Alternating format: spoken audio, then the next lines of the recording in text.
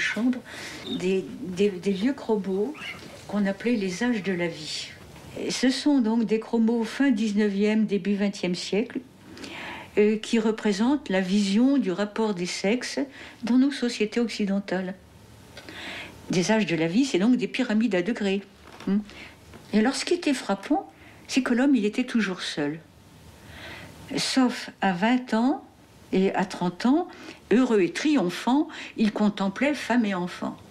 Et en plus, à 50 ans, on nous le présente les bras ouverts, et on dit qu'à 50 ans, il embrasse le passé, le futur. Il a tout à sa disposition.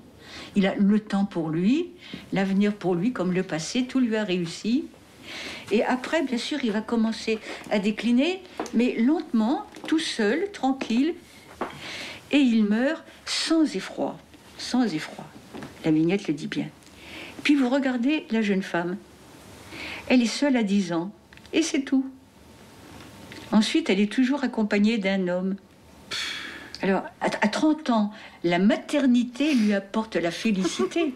C'est pas le mariage, hein. Et alors, surtout, à 50 ans, elle s'arrête. Mais elle s'arrête de quoi? Mais elle s'arrête de quoi? Mais ça a été un mystère pour moi pendant des années. Elle s'arrête de quoi? Parce que je ne pouvais pas savoir qu'elle s'arrêtait, qu'elle n'avait plus de menstruation, qu'elle était ménopausée, qu'elle s'arrêtait d'être désirable, elle s'arrêtait d'être productive, elle s'arrêtait d'être sexuellement utilisable et d'être capable d'être génitrice. Et donc, du coup, elle s'arrêtait d'avoir une raison de vivre. Elle n'existait plus, purement et simplement. Et donc, on la voyait ensuite, toujours appuyée par un jeune mâle, descendre vers le tombeau. Et quand elle mourait, ce n'était pas sans effroi comme l'homme. C'était sans courage. Oui, sans courage.